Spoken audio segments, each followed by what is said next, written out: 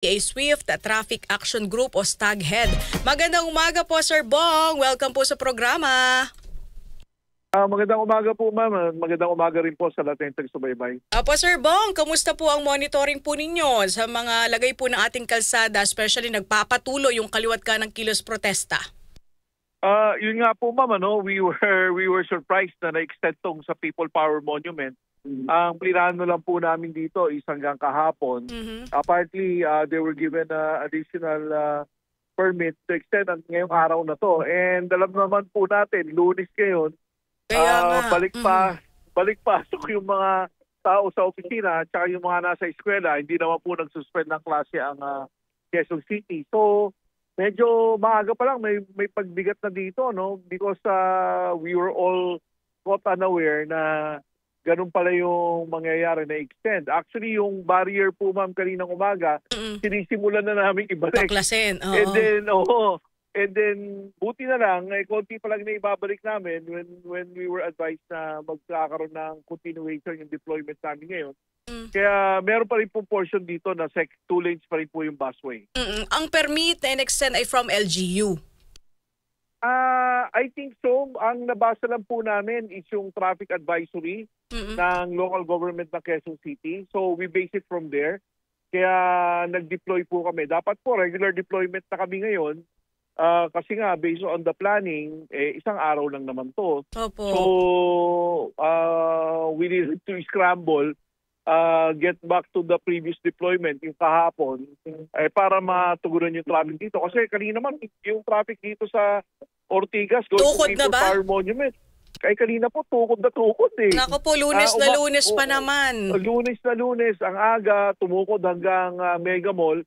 So we receive our orders from the chairman na tauhan muna ulit ng People Power Monument. Nag-augment po yung stag dito. And ngayon naman po, ma'am, medyo maayos-ayos na kasi nagkaroon ng adjustments sa paghatak ng traffic. Yung mga nakaharang dito, pinag-a-adjust namin. So, we have a better flow ng traffic ngayon. Opo. Gaano po kadami ng mga tauhan from MMDA, especially from STAG, ang naka-deploy dyan, Sir Bong? Yung sa STAG po, bali 42 po kami. Yung sa buong MMDA po, ma'am, lifted na po yung no absence, no day off namin. Kahapon lang po yun. So, ngayon, regular deployment na kami.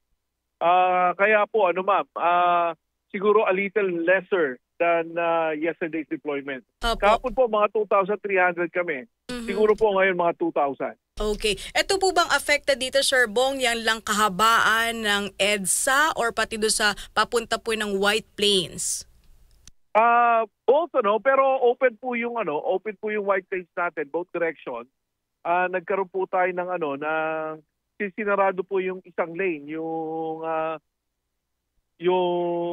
westbound lane natin before, doon po nagtayo ng stage. So sarado po yun. So yung isang lane, yung eastbound lane, naman po ito, hinati natin sa dalawa. So isang westbound, isang eastbound. So bukas po yung White Plains sa stop now.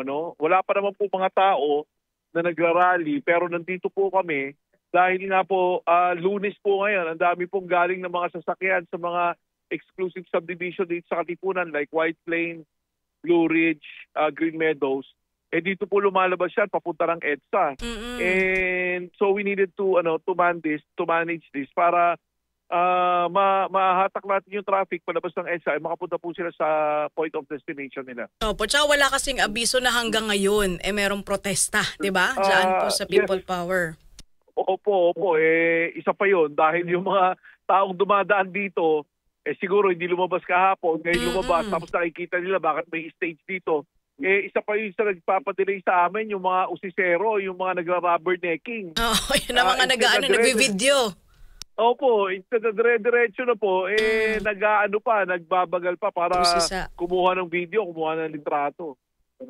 So as we speak, Sir Bong, hindi pa nag-uumpisa. Anong oras po ba inaasahan na mag-start itong programa dyan sa People Power Monument?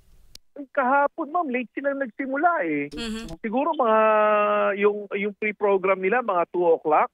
Okay, hapon na. Program itself, mga hapon na po So, I do not know if it will be the same as this one. Like what I've said, this was not part of the planning that we did. hindi ko po alam kung will it be the same as yesterday. Pero andyan pa rin po lahat, pati yung tent, pati yung mga barikada na nakaposte kahapon, wala pong tinanggal. Wala po ma'am, kaya nga po, kung titignan nyo, mas marami pa yung deployment ng gobyerno dito kaysa sa mga tao magpa-participate dahil wala pa naman po talaga. Pati yung mga sasakyan, wala pa rin po. So, we are anticipating, we are waiting. So, tingnan po natin pag dumagsahing tao kung paano po gagawin natin dito. But for now, maayos naman po yung deployment namin. Ayan, siguro paalala po Sir Bong sa mga nakikinig po natin, meron ba mga itinalaga na mga alternatibong ruta? Well, ma'am, wala ito naman talagang designated alternate routes. But if you want to bypass EDSA, take Mabuhay Lane number 1. Coming from Makati, tumawid po kayo ng Makati-Mandaluyong Bridge. May mga signs po dyan. Hindi po kayo maliligaw, dadalhin po kayo niya ng Quezon City, no? Even San Juan or Ortigas na kayo pupunta, you can take Mabuhay Lane number 1. Kaysa po makipagsapala kayo sa EDSA dito na medyo may pagbabagal, it's better to take the lane number 1. Opo. Sir Bong, hanggang anong oras po nakalagay yung mga mga gamit, yung entablado, yung mga barikada, until what time po? I do not know what kind of permit they secured sa LGU po, will it be until 10 p.m. just like yesterday, or will it be extended until tomorrow? We do not know.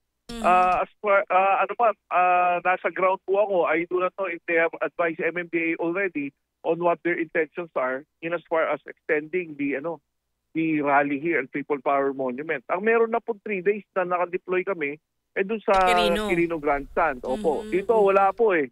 So kaya kanina when we received the orders na balikan to, so nagpunta yung stag dito para tumulong sa EDSA at saka sa CTED 2. Opo. Sige Sir Bong, marami pong salamat sa inyong oras at panahon. Alam namin busy po kayo. Kayo po ba'y nakapahinga na simula kahapon? Akala ko nga makakapagpahinga kami ngayon hindi rin pala. Hindi pala. Opo. Tuloy-tuloy lang yung trabaho nga. Opo, pahinga din Sir Bong ha. Maraming salamat. Opo. Salamat po ma'am. Ingat po. Ang say ng taong bayan. Ang say ng taong bayan. Alams na.